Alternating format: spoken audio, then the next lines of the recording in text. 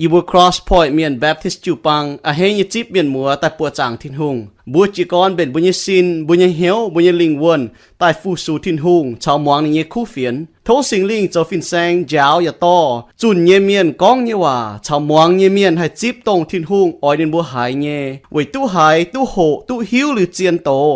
บัวให้เสียนวนเยซูกิตูให้โตนี่เยว่าใต้ลงตู้หอบเยี่ยมบัวเยแมงไว้ปุ่นบัวเก้าให้นิดฟัดเก้าจวงนินเก้าให้ฟูสูอย่าเก้าจอมเหียวเป็นกิตูเนียเมียนบัวลมจอยจีกรเปล่าจุงเชงทินหุง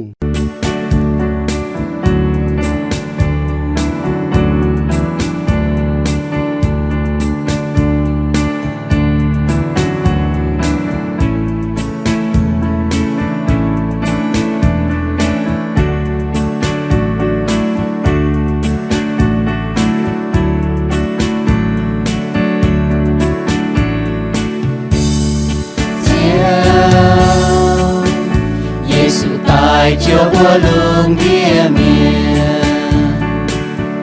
coi nhiều chuồn tai xiên chiếu thiên hương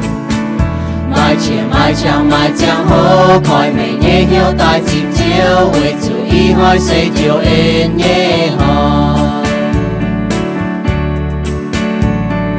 chiều Giêsu sẽ tô bên tao ba tai quê búa nhẹ dưới búa từ chiều quê xiên Giêsu lòng dưới nhiễm lòng nhiều xiên con nhìn tài lưu anh nàng tài chiều từ chiều em nhé hỏi đi hỏi chiều em tài thao dưới miền từ chiều quê xiên khát chiều Giêsu Chiên chiếu Giêsu Kitô từ thao tin hương họp nhiều từ yên liu nhẹ men và từ xiang chiang mẹ chiếu xây nhẹ chiếu em nhẹ tin hương lùng hỏi lùng muốn nhẹ kênh tranh mẹ chủ nhà mình nhẹ chiều em nhẹ hỏi bao dung tranh Giêsu nhẹ hỏi con mấy châu nhẹ tin hương chiều em nhẹ hỏi chiều chiều tai lo chui miền từ chiều quay xiên cao chiều Giêsu Chiên chiếu Giêsu Kitô từ thao thiên hương họp nhiều từ on lo nhẹ men và từ quang nhẹ men chiếu xây nhẹ chiếu em nhẹ thiên hương nhẹ lòng nhẹ men phước sự mẹ nhẹ hỏi chiều nhẹ men quay tìm men chiều nhẹ chính chiều mẹ yên liu châu nhẹ tin hương chiều em nhẹ hỏi chiều em tai thao dưới miền từ chiều quay xiên khao chiều Giêsu Chiên chiếu Giêsu Kitô từ thao tin hương họp nhiều từ yên liu nhẹ men và từ xiang chiang mẹ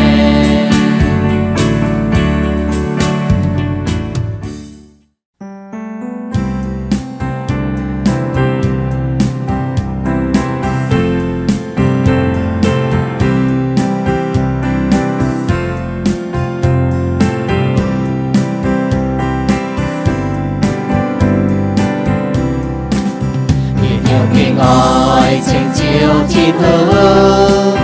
tranh chiều Giêsu yên nhẹ chiều chiều nhà tranh sinh linh nhiệm nhiên nhẹ hiếu tranh chiều thiên hương địa đón sinh linh nhẹ kinh tranh mê quay mê bùi tư mê chạy yếm ai mê nhẹ phang chạy chúa ye yếm suy nhẹ búa địa hai tư ye liu nhẹ mẹ chiều mây kinh lòng hai bốn ye mây ye liu chiếp chúa ham ye búa ye tranh ye liu chẳng chiến ye chiều ye liu mai cha mai li nhẹ chiều ye nhẹ chiều ye liu mai coi ye hỏi chẳng hỏi phi hà cùng chiều tin hữu cuối từ ye chế ye hiếu kênh oi tranh mây đưa tao chiều mây kênh chiều chúa ham nghe ye mai là cú chiều nhẹ en chi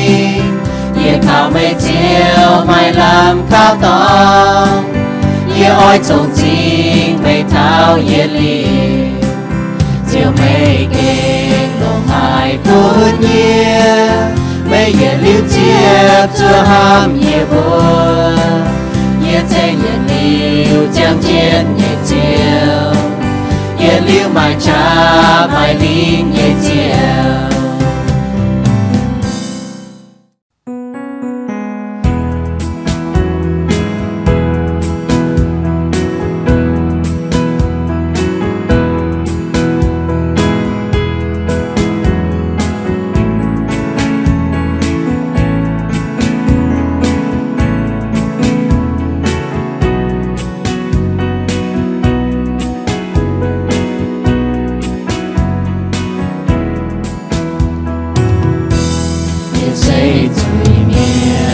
chiều chiều ye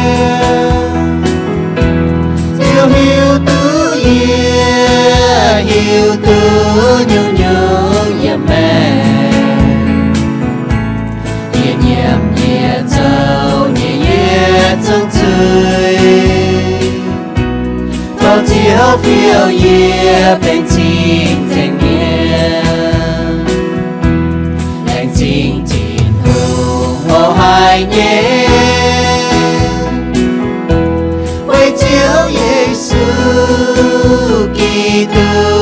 của chính từ chiều quê chiều nhẹ to mệt mai thế quê bùa than châu nhẹ xí xiên liu Giêsu tu thao nín trong men chia của chiều mai hai trên dưới mi hai táo cho kín tam trên dưới yang hoang nhẹ chào của tao mai nhiều mai qua chia chiều hai tao tam dưới sẽ miền đam nhớ hai táo dầu hoa tao cháu tin hướng học nhiều hai tao xiên chiều Giêsu Kitô hỏi chủ ấy chiến tin hướng nhẹ chiều chiều hai tao còn nín cháu tin hướng cho ngành chiều nhẹ nhìn chiều chiến sâu có yến nhẹ men xây sao ký tu choáng mệnh chiang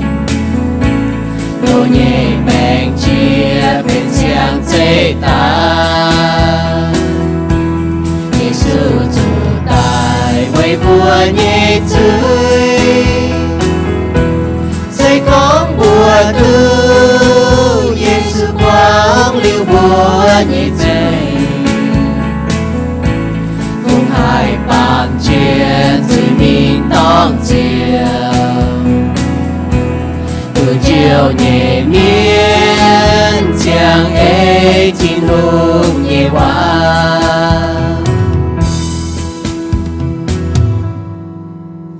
ôi về giảng tiệt chiếu tiền hùng lại trình chiếu tiền hùng nhà ên lại trình chiếu tiền hùng nhân ham buồn thầy về suy miền ý đom chọn chơi nói và chọn trên bảo dùng trình chiếu và chọn trên buồn giảng chiếu tiền hùng thành trình chiếu nhà ên buồn thầy về suy miền thật to buồn về tước chiếu nhà giờ ên quán giờ y về mạng quán giờ y về xin này trình chiếu tiền hùng giờ liêu giờ xây giờ chiếu giờ hùng cuốn y về mạng cuốn y về sao bịa cuốn y về mình tài chiếu giờ giang chơi về gió cuốn y về nguồn về địa chiếu cầu bị béo làng trình chiếu tiền hùng lồng hải buồn thầy vừa xuống ổ làng trình chiếu như ên làng trình chiếu tiền hùng tôi bị giang mạng và làng trình chiếu yên hàng cầu chỉ bùa thọ to thọ mười in hỏi tôi chiếu tiền chiến chiếu như po giờ xin bữa nay mai cha mai cho mìnhส่วนตัวของเจ้ากู้เฟียนอ่อนbị nhớ tôi bị giang mạng làng trình chiếu như ên ổ anh hay chiếu tiền hùng yên hàng thọ to thọ mười làng trình chiếu sáng mãi chiếu chạy bên hát tàu cao tiếng giấy xuôi bùa amen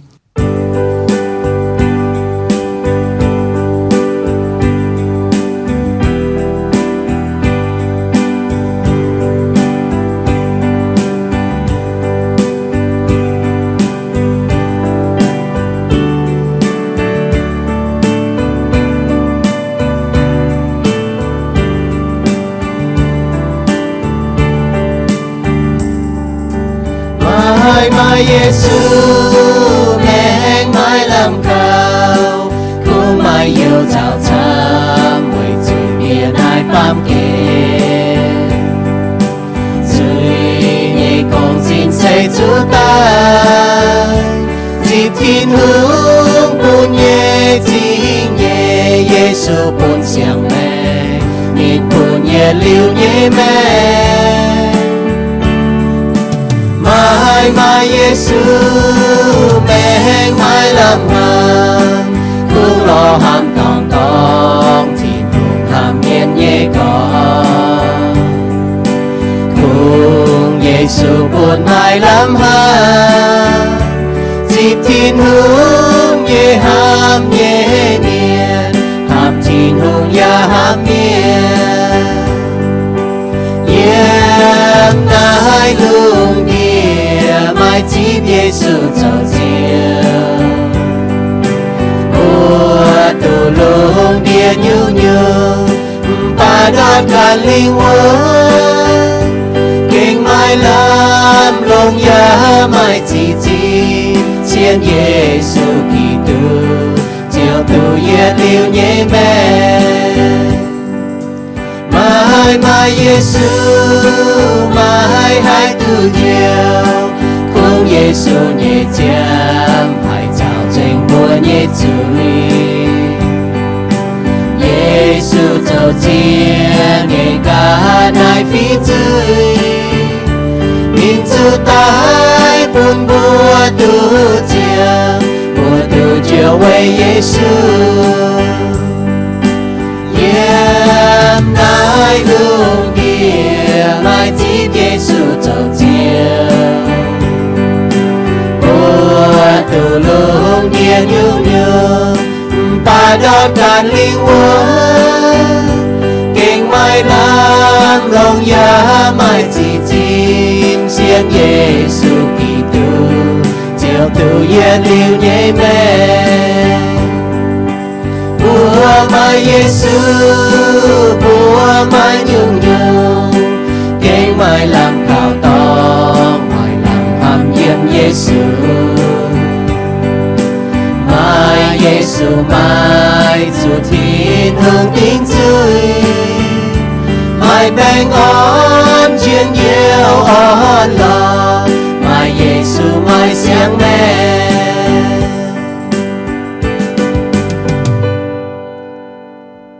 อีหอยน่ะเป็นคริสต์หอยอ๋อป่ะเยซูน่ะต้องให้เต้าปุ่นทำบัวซ่อมบัวให้หังเราเต้าท่าน่ะมุ้ยแม่งให้เราเจียงเนี่ยเยซูเสต้องให้เต้าปุ่นบัวชอบมากิโซบุคอยมีว่ามาโกโซอ่ะแต่เป๊ะจานี่จะเชียดไม่ทันยี่จั่วอ่ะ Mark chapter 8 verse 27 to 29อ่ะอีหอยก็ถ้าก็เยซูเสกิตัวอ่ะผู้มังท่าน่ะหังนอแล้วชอบมากิโซบุคอยแต่ละยี่โตผู้มังใช่หรอนะเยซูน่ะในใส่กอบัวจีกอนน่ะเยซูน่ะกันในใส่กอบัวเยซูเนี่ยให้นักกองมาโกโซแต่เป๊ะจานยี่สิบเชียดไม่ทันยี่จั่วเมียนกองยี่สิบตรงให้เต้านี่นายในใส่กอบัวยังมาโกโซแต่เป๊ะจานยี่สิบเชียดเยี่ยมได้ นิดบัวเต้าเดี๋ยวมันก็มาเตะก้องไม่ตรงเถงเมียนจีวเมียนเหลวเต้าโยฮันมาเตะก้องอิลียาเองมาเตะก้องเป็นเต้าตะวาเมียนอีจ่าหอยบุปผาคริสต์มาสเนาะมาเมียนก็ทัดเจียนอยู่เยซูจะตรงให้เต้ามาเจียนอยู่เอเลยพุทธเจียเต้าเมียนป่าเยซูเองนายนะบัวจะเมียนก้องเย่จะยีก้องเย่ป่าเยซูจะตรงให้เต้าพุทธบัวเยี่ยมนายคริสต์มาสนายเดี๋ยวเยซูเองนายเนี่ยบัวให้เราไม่บัวนี้ไม่บัวก้องยีจะตรงให้เต้าเยี่ยมมุ้ยแมงนะบัวจะให้หิวตัวก็เยซูจะตรงให้เต้าพุทธบัวเยซูเนี่ยจะเจียวเยี่ยมมุ้ยแมงไฟเยซูจะเจียวเจียวเยี่ยมมุ้ยแมงไฟนั่นแหละนายธนาข้างนอกเนี่ยเนี่ยพี่เตเต้านี่ก็ไม่ต้องกี่ตัววัวเต้านี่ก็ไม่ต้องกี่ตัวเต้าเยซูกี่ตัวให้ก็เยี่ยมบุตรปูเนี่ยอีหอยเป็นคริสต์มาสหอยหอยนะเจียนก็เจียฝีเมียนเป็นเต็นจุ้งเยี่ยมเจียนลำตะปูหรือว่าแต่จ่วงเจ้าปวดจางทิ้งหงหรือว่าจ่วงเจียนเฮถามนมหอยบ่าเลยเจ้อีหอยเป็นปวดจางอีหอยแต่เก่งนั่งมาเฉียงข้างนอกเว้ยน้าเนี่ยนะเจียวว่ายี่นายทำบุญนะเยซูเสตรงให้เต้าปุ่นทำบุญยี่แมงนะเจียนหาปุ่นบัวเว้ยจุ่มบัวให้เราเต้าปุ่นซีก็บัวอย่าลิ้วเยี่ยมให้ลำตองสก็บัวก็เยซูเสตเจียวเจียวเยซูเสตเจียวนี่บัวจิบได้จะไม่เจียว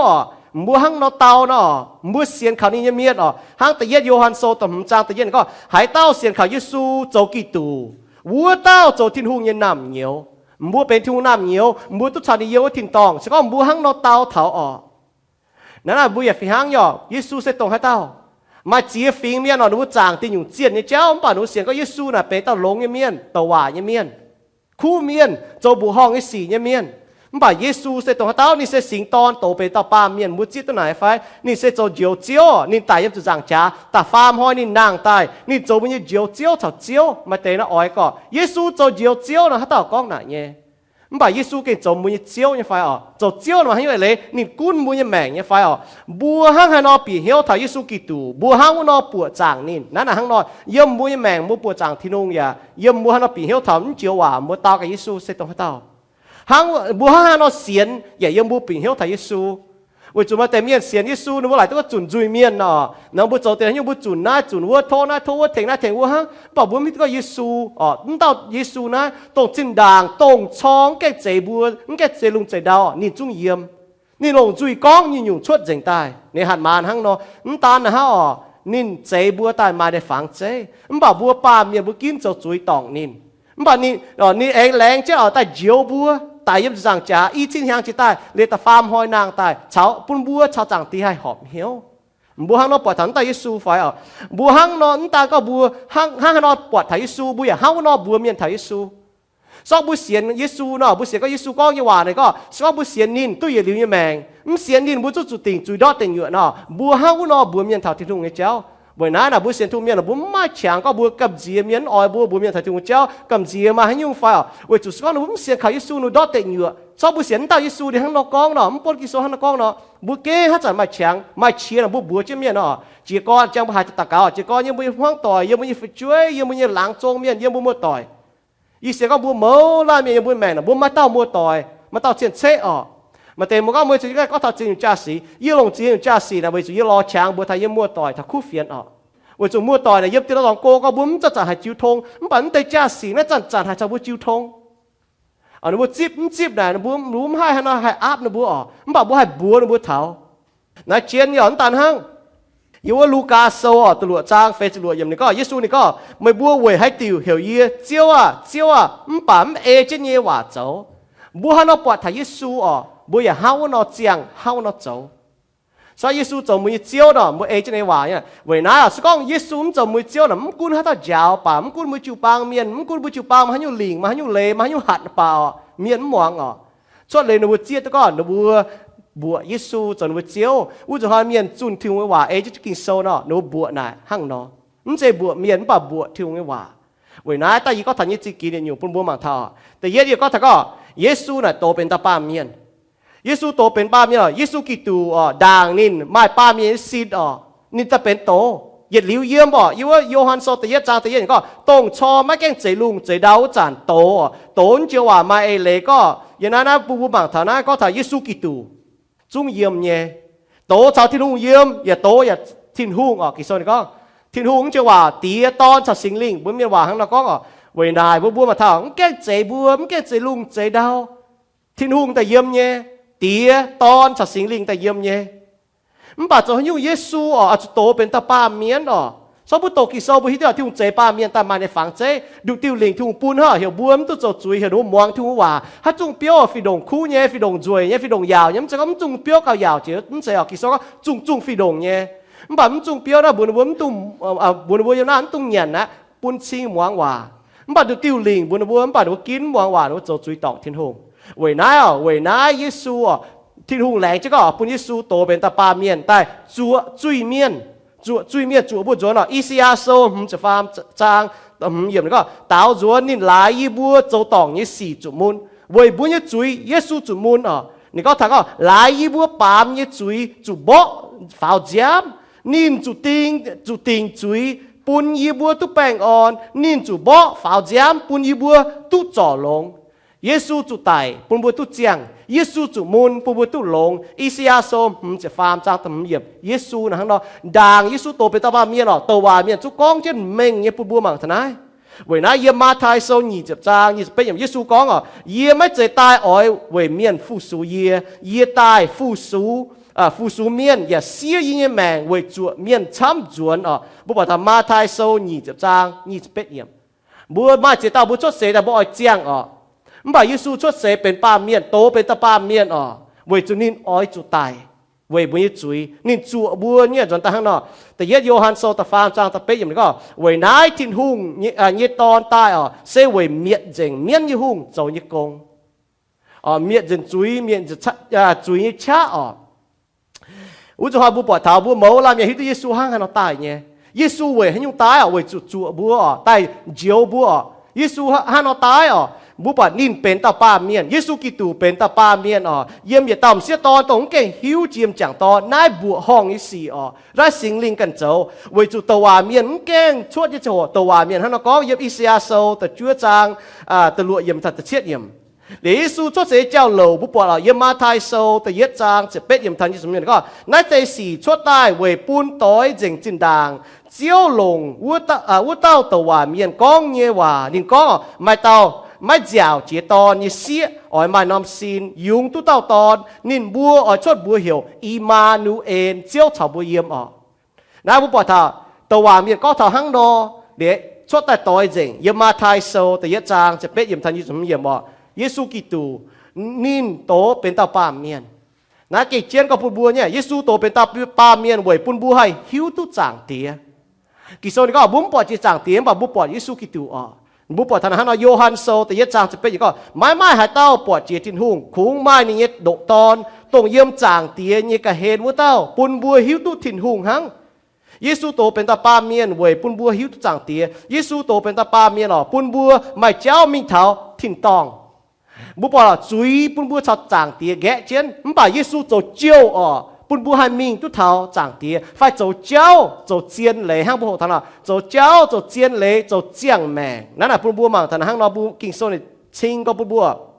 เยี่ยมตีที่พวกไทยโซตันยี่จางทุ่มเมียนก็เวจูไม่ดูเต้าที่นุ่งหังอย่าไม่ดูเต้าเยี่ยมที่นุ่งชาวเมียนบุดงเจ้าบุดงเมียนเซกิตูGiêsuต้องเป็นป้าเมียนวัวเต้าGiêsuโตเป็นตาป้าเมียนปุ่นบัวให้ตู้เจียวบุบชิงก็บุบให้ตู้เจียวเวจูนี่จั่วบุจวนฮีบรูโซนี่ก็เจ้าเลยGiêsuนี่จามให้ฟีไม่เจ้าแสงคู่ยี่จามน่ะก้มจะจุยเหยียดหางโจจุนเหยียดหางโจจุนมันป่าGiêsuนี่จามโจไตนี่ไตเหยียดจุนตองเหยียดลิ้ว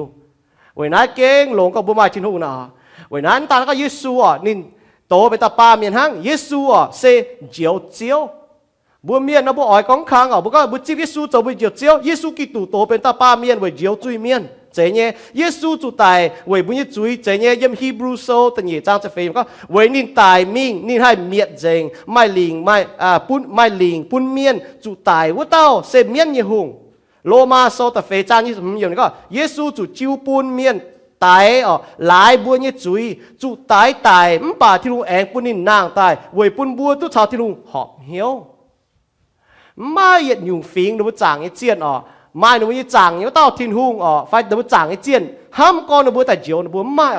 ฟิงเมียนจางจ้าเนี่ยกันไหนหนูว่ามิ่งล้อหนูว่าเจียนหนูห้ามเจ้าหนูมันกูหนูว่าโจดหายลงป่าล้อหนูว่าเจียนตายไปแล้วแต่ป้าให้ตู้เท้าหนูว่าเจียนเนี่ยมันป่ามันหิวตู้ติ่ง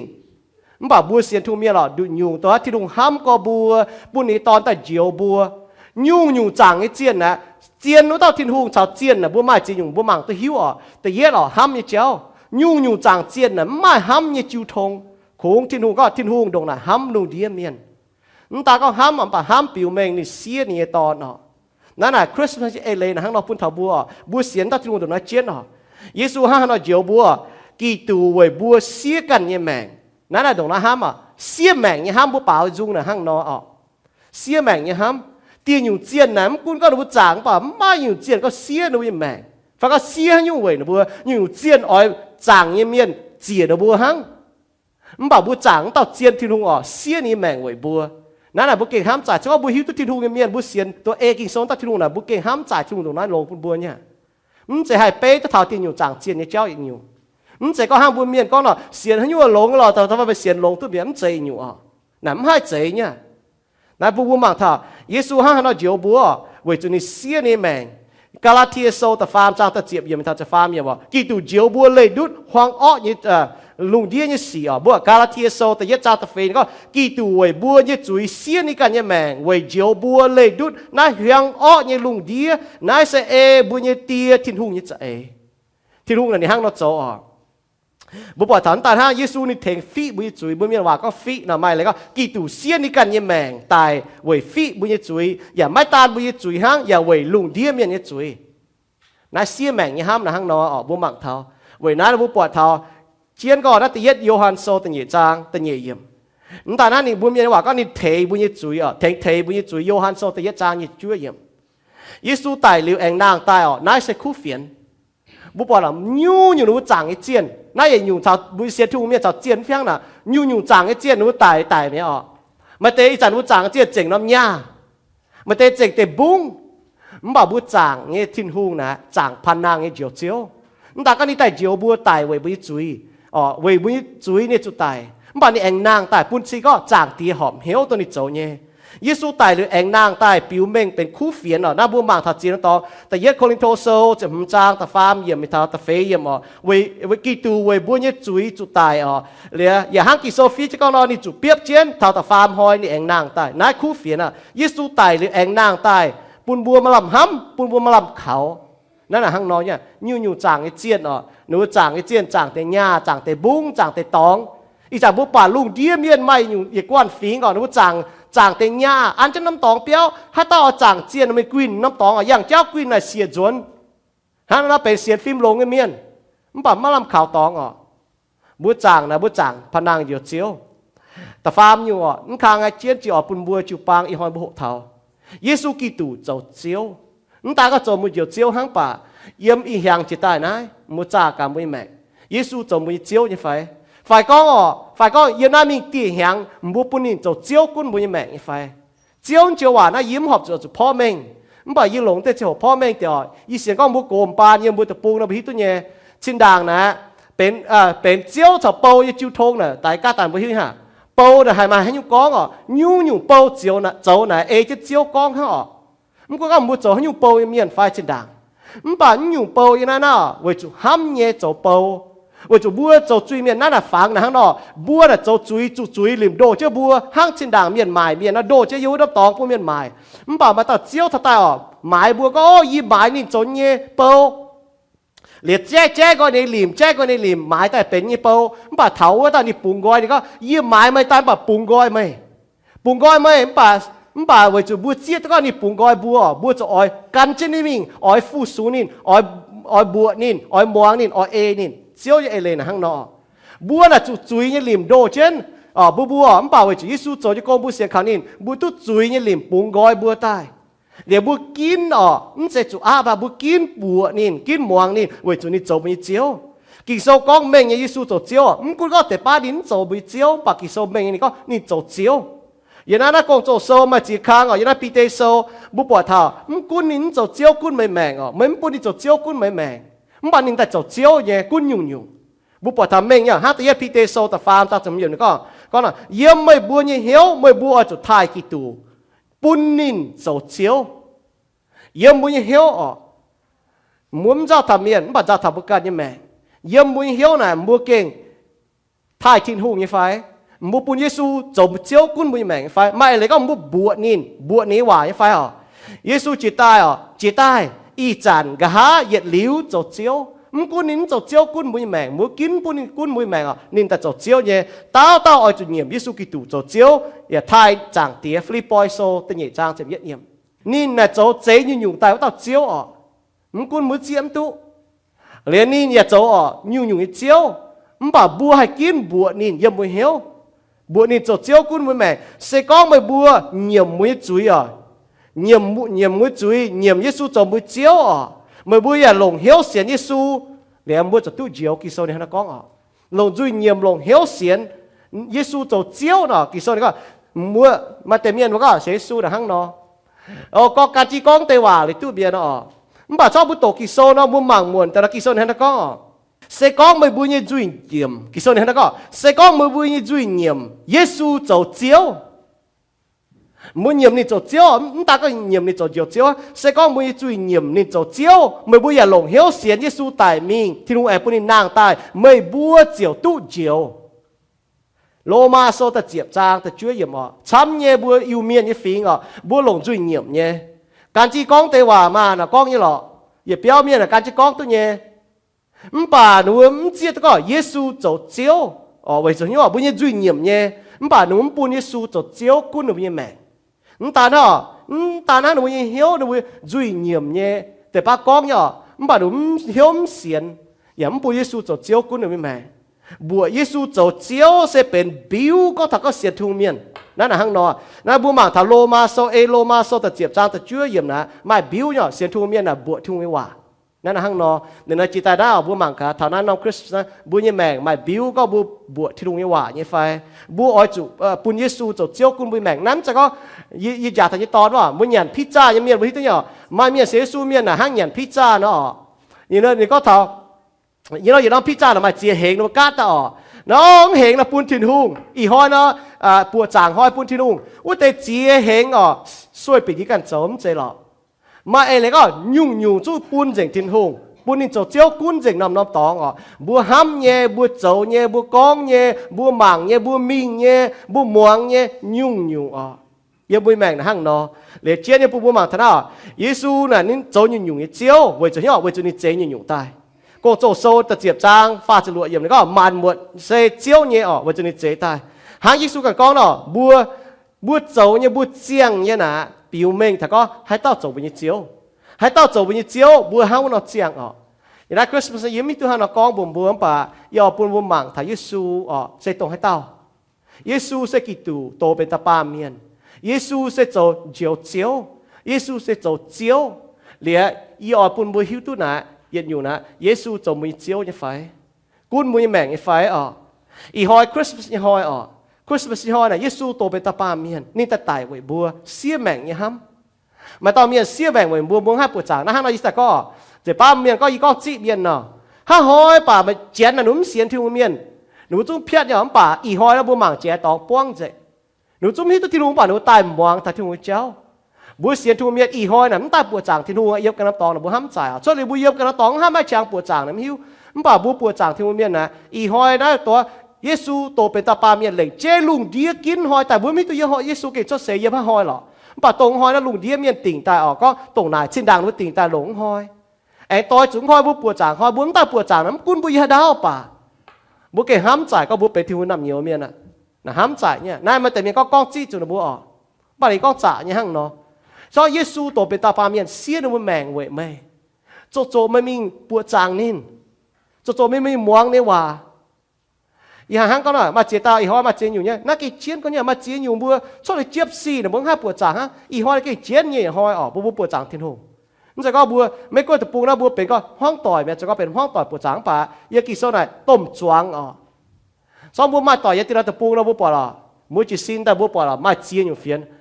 ยี่จีซินแต่มาเจียอยู่เฟียนยาตีเราตะปูแต่เท้าหนูปวดจางทิ้งหู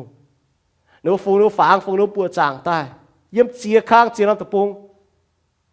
อ๋อเยี่ยมน้ำตาตองอ๋อหอยมะเขือตองอ๋อมีแต่จะเจตะปูอ๋อมีแต่จะท้ายกั้วอ๋อเยี่ยมบัวเมียนตะปูห้าน้อมกั้วป่าทำไมเมียนหนูฟูฟังแต่ก็หนูปวดจังบัวเสียทุกเมื่อเก่งเจียนเนี่ยเสกองบัวเจียที่เยซูโจบานหมดเจียวบัวอย่าจิบนินโจบัว nhiều chiếu chứ nên cho bún chiếu à bữa xiên đi miền kỳ sau đó cho lấyที่ลุงเคนบัวน่ะบัวมาตัวchiếu à bảo bữa xiên thu miền miền bữa kiaจะปุ่นนินจะchiếu nghe on bữaเหี้ยวนะฮะเนาะน้อมคริสต์มาสนะอ่ะกินเยซูจะไม่จะchiếu ปุ่นเยซูจะไม่จะchiếuอ่ะเยซูตรงให้เต้าอ่ะนี่หนากันเมียก็ยี่ตรงให้เต้าเนี่ยมัวก็เยซูตรงให้เต้าอ่ะมาเตะอ๋อยก็เยซูกิตูตัวเป็นตาปาเมียนเยซูจะจะchiếu唔把耶穌做沒招法，所以耶穌做沒招呢，係個咯，唔把一步驟呢出了哦，鹽就做เป็นเลเนี่ย鹽一塊一面呢就好นะอีแต่ก็出嚟勁，唔管多數都係煎嘛，還有都係煎吧，哦，面步驟做呢出嚟勁賣ต้มสีนะ唔撇住，所以冇บอก撇นั่นเนาะ勁賣ต้มสีเนี่ย為咗夾準步驟呢ล้านล้านเนี่ยเหี้ยว為咗一接等到招呢驚你寫你命นะ所以มาตอน面寫ไม่命為咩นะมาให้เรา走อ่ะ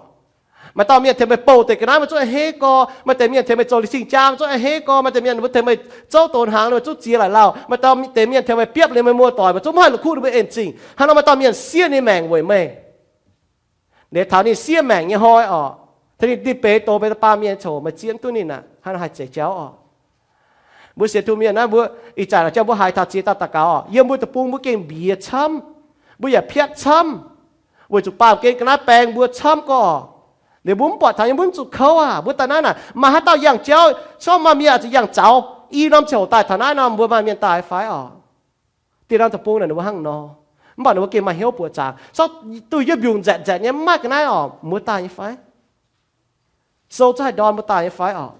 บัวคงเหก็บัว做寫，把耶穌寫的命為唔你冇喊個，喊到冇做冇บัว你做冇招官冇命嘅費，那接你不บัว嘛，那บัวเสียงข่าวที่โรงเรียนตู้ข่าวที่โรงหอบเหี้ยวไว้ที่โรงโจยกง那คริสต์มาสบัวห้ามถอดมาเยซูโจยกงเนาะบัวจันบัวหายห้างกันเนาะบัวหุงจะได้เต็มอยู่ห้าง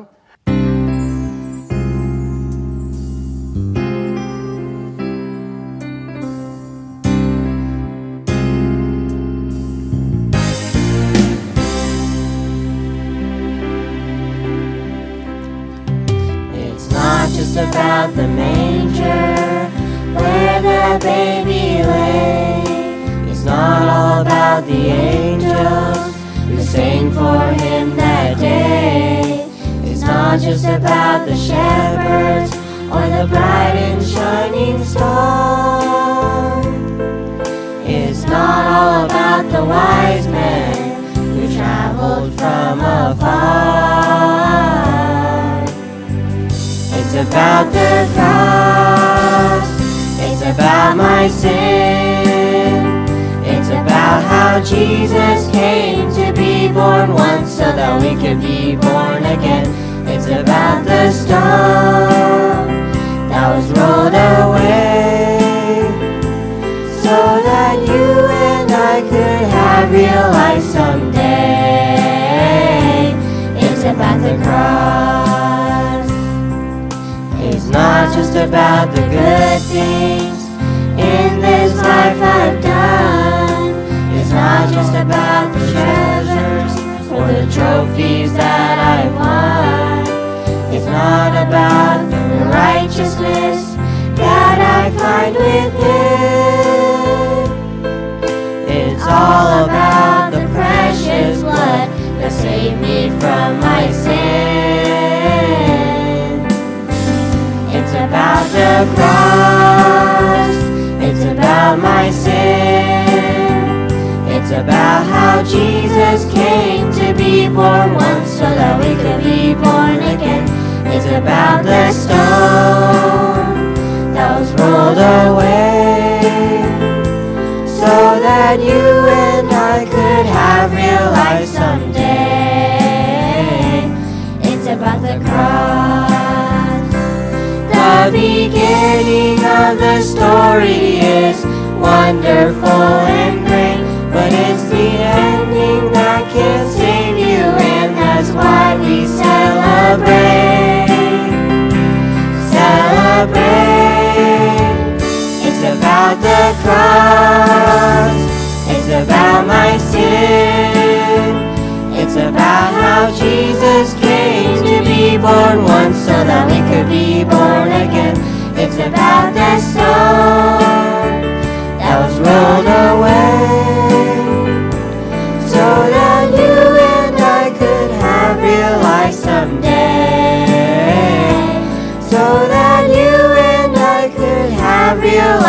someday.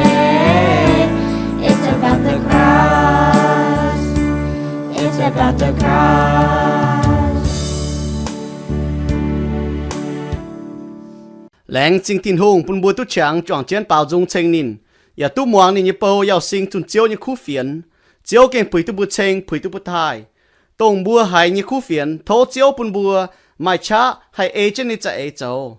Tông mai kênh xiên chiếu như miền. Thô chiếu bún mai bùa hay hiu nín. Khen mai bùa tai xiên nín. Vậy bún mai bùa hay tu yết liu như mèng yếm thiên tòng. Thiên hùng ní kênh hăm hay mai bùa. Nín biểu mèng nín như hăm yếm Giêsu Kitô. Nín tài với bùa như chuối. Bún bùa hay chiang với nín. Nín ya oi bùa chào nín mai chiu thông. Sẽ con bùa như duy nhiệm. Giêsu châu chiếu. Bùa ya lồng hiếu xiên Giêsu tài mình. Thiên hùng em bùa nín nàng tài. Bùa chiều tu yết liu như mèng. Lô ma sau ta chiếp trang ta chiếp yếu hăng nó con. Xiên liu nín như miên. Bùa oi chủ liu lệ. Kinh chân hiếu. Chúa chiếu anh tài như hồi. Chúa chân như chiang hồ. Bùa oi chủ chiang. Oi chủ châu khu xì. Vì bún chiếu như bùa hay tu giang làng.